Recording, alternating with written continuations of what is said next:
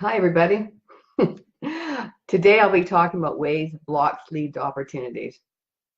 I'll talk about why blocks occur and how they help you to discover your passion and ways they lead to opportunities. When blocks are significant, they make it difficult or impossible for you to do what you usually do, what you plan to do, or what you hope to do. And it inevitably leads to change. I believe that blocks and obstacles are meant to help you discover possibilities and opportunities that may lead you to making changes you otherwise might not make. When the block is relatively minor, you can probably more easily go with the flow, and you may discover it's because something better is available. It's really wonderful when both occur at the same time. Hi, Laura. For example, you may interview for a job, but a better position becomes available and you end up relieved that you didn't get the first job. Sometimes you can even apply for a job, and while you're there, they offer you a better position. It's really wonderful. You might start dating somebody, but it doesn't work out. And then you meet someone else who has all the qualities that you value and values more of the qualities that you have. Years ago, my first husband and I were excited about buying a house that needed lots of renovations. And it didn't work out, but it turned out it was a good thing because we found another house that cost a very similar price, didn't need the renovations, and it had a suite in the basement that allowed us to earn some extra income. Sometimes things are just meant to be. One of the things that happened when I was in San Diego is that one of my neighbors' home was burned to the ground when they were having the grass fires many years ago. And he lost the only copy of a book that he had written. But he found that when he rewrote the book, it was way better than the first one. So he was actually glad that it had happened. Blocks or obstacles can be life-changing. They may make it impossible for you to continue to do what you're doing, either on a short-term basis or on a long-term basis. And they can include such things as illness or disability, loss of a job, a significant change in your financial circumstances, or even just you coming to the realization that you don't want to and you don't enjoy doing something anymore. Significant blocks also often lead you to have to change almost everything in your life. It's like you're in an identity crisis and everything's up in the air. And it's just really a tough time. But they do provide an opportunity for you to get to know yourself and your desires. And you may even discover things you didn't even know that you wanted. When you encounter a block, it may be an indication that it's time to make a shift so you'll be more on your path. And it enables you to pursue your purpose, which is related to your passion. I had a client come and see me the other day, and for a year and a half, he'd been trying to get a similar job to his previous job that had ended, and nobody was hiring him. And ironically, in a year and a half ago or more, I had told him that he was supposed to do the entrepreneurial thing, and it was around software development and that, and that he was going to be really happy and it was going to really work out well. Well, when he came to see me, darn if that didn't come up again. And I don't remember readings, but he told me, oh, you told me that a year and a half ago. I have it on recording. And I just really got in it. It looks like UI was even going to help him make that change happen. So I just told him, I says, when you try and try and try, keep doing the same thing, expecting different results, it's not going to happen, just like Dr. Phil says. Instead, it's a really clear indication that you need to try something else. And sometimes it's a subtle hint, but when that happens, it's a pretty obvious hint. So I know that it's hard because there's other responsibilities and there's a lot of fear involved, but you kind of have to bite the bullet and go for it. Let me see.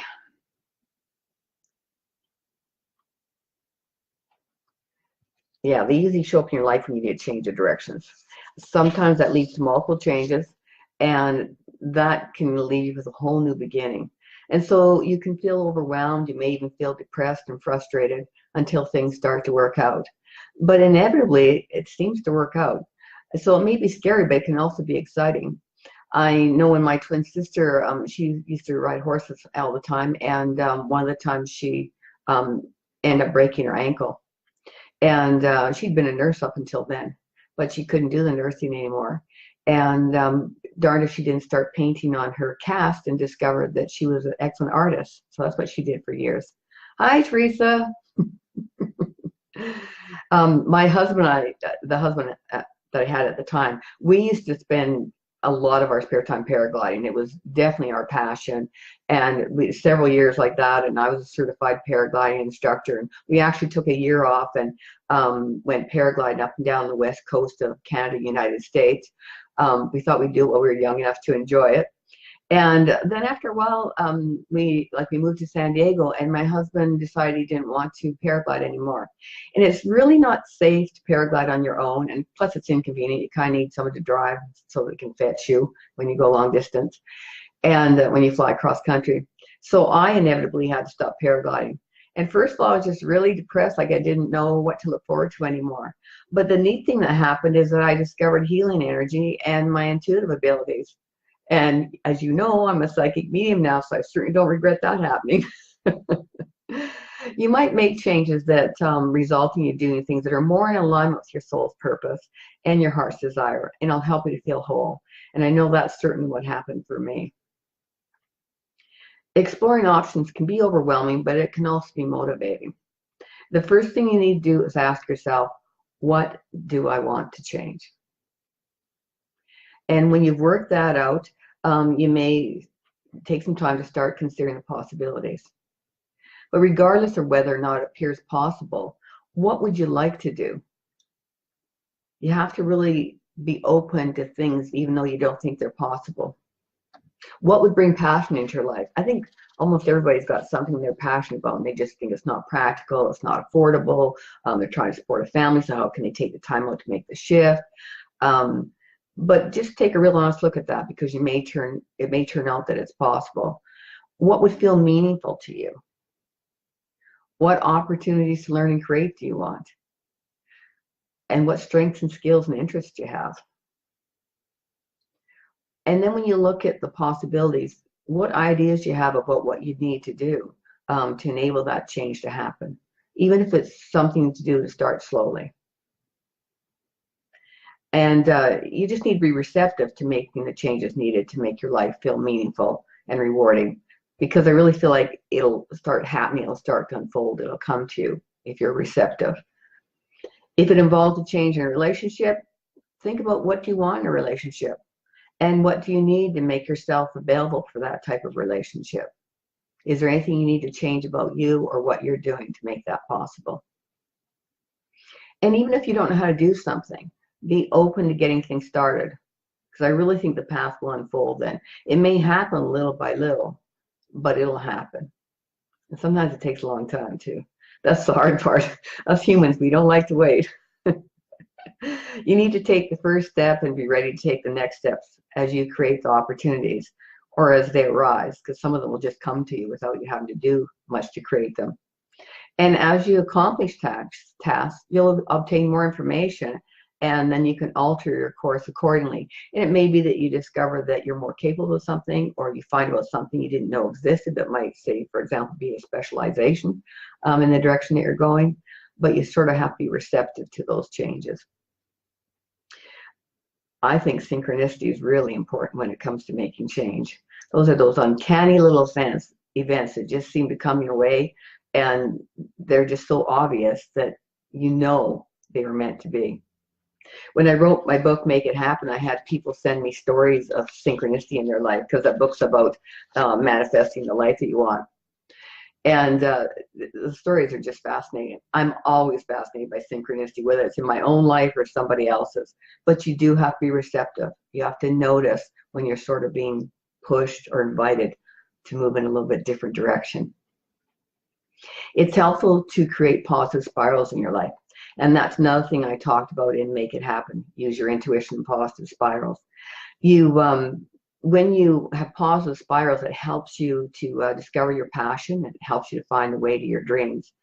It raises your vibration through enthusiasm. Like if something good's happening, or even if it's not, imagine that it is, so you're enthusiastic. And that enables you to attract positive things, which brings more enthusiasm and excitement into your life and helps you become a magnet for opportunities so that you can live the life that you want to live. And if you develop your intuition at the same time, that really helps you to discover your life's purpose and helps you live a life that's filled with meaning. There's lots of exercise in the book that I mentioned to help you develop your intuition and to help you raise your vibration so that you can create positive spirals. When you develop positive spirals in all of the areas of your life, that's when you bring in abundance into your life. Living in a sense of gratefulness is another way to help raise your vibration. Spending time with people that are really positive and optimistic helps. And those also lead to you creating more positive spirals so that you can become a magnet for opportunities. So when you think about changes that you'd like in your life, imagine it's already happening and visualize it. Imagine how you'd feel and visualize yourself doing it. You can even look at how you're dressed. Imagine yourself telling people about the positive outcome. That sends a vision out to the universe and starts another positive spiral. And the more you can envision it to make it feel real, the more you'll be able to attract it into your life. If you're someone who tends to dwell in the past or be worrying about the future, what you really want to do to avoid being fearful and worried is just imagine putting up a little rose and imagine dropping those fear pictures or worry pictures into the rose, and then place the rose outside your aura and imagine dropping a firecracker or a bomb and go boom and just blow it up. That way you won't send that energy out to be created and brought back to you. And once you become successful at experiencing less fear, then you'll discover that on the rare occasions when you do experience fear, it's because there's a meaningful message that needs to be heeded. So if you experience joy, love, and abundance, you'll be met with more joy, love, and abundance. And I realize that for a lot of you, this isn't news. You've heard it before, but it never hurts to have a reminder. Some people believe that when you change the way you think, it changes your behavior. And some people believe that when you change your behavior, it changes the way you think. I actually believe in both, so I try to use both. The first time I was ever interviewed on television, I told myself that I knew the material and that I could present well. And those thoughts helped me to demonstrate confidence during the interview. As a matter of fact, my belief is if you're not confident, pretend you are, because it will help and you'll become more confident. The other thing I think is the behavior, how it affects how you think. Being involved develops passion. And you may not know what will create passion in your life until you try it. If you're unable to convince yourself you're capable, just experiment with tasks that bring a little bit of success.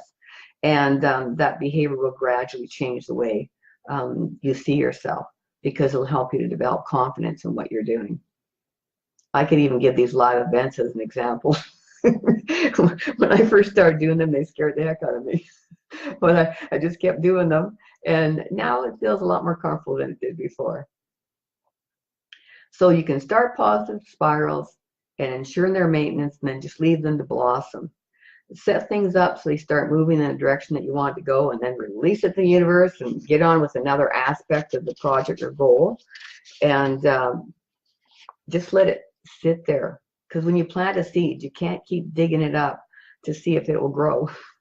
You have to hold on to the confidence that things are unfolding as they should. Your purpose is as individual as you are. And you came into this life with all the skills and talents already encoded so that you could achieve your purpose. It's just a matter of digging through your own personal toolbox to discover them. If you give yourself permission to feel proud of your accomplishments, what are they?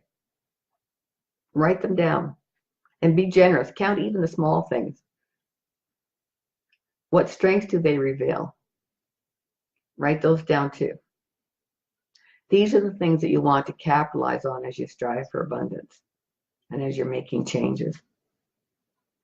As you discover other strengths during your journey, you may need to review those as a reminder of your capabilities at some time in the future.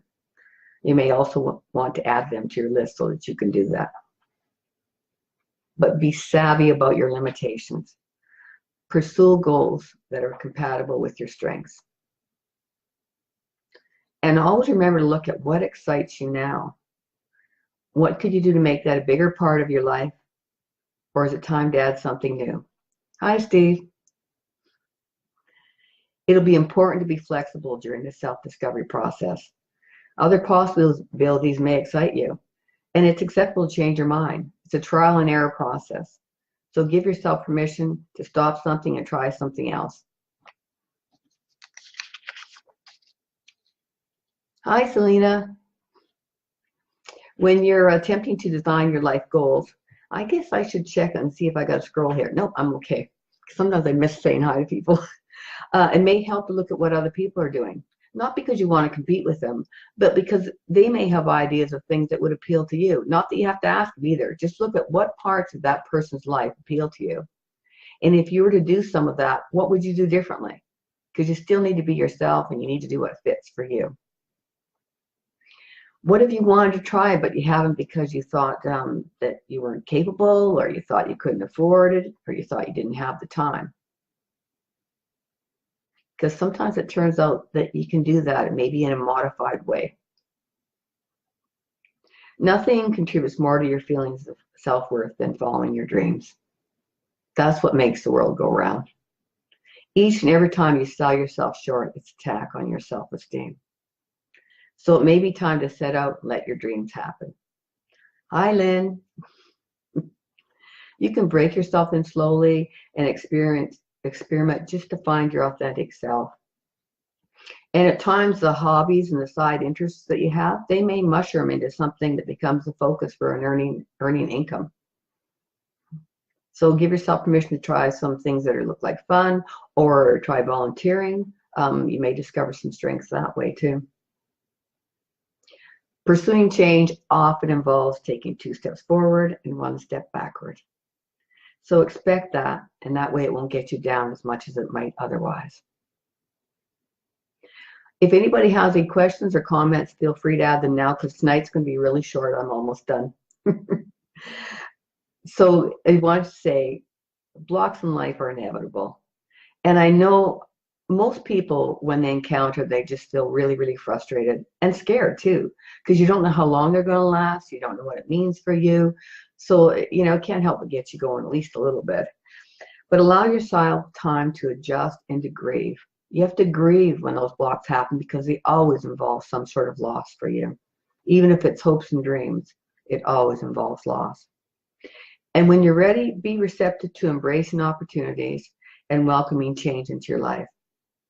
Hi, Shannon. Thank you. Allow yourself to live the life you want to live. So if nobody has anything they want to ask, that's all I had for tonight. My next event is Grounding Yourself, and that'll be on June 12th. It's a Wednesday again, 6:00 p.m. Pacific time. And it's free, and it'll be at Linda Pineacre Spirit Communications. And thank everybody for stopping by, and I hope to see you then.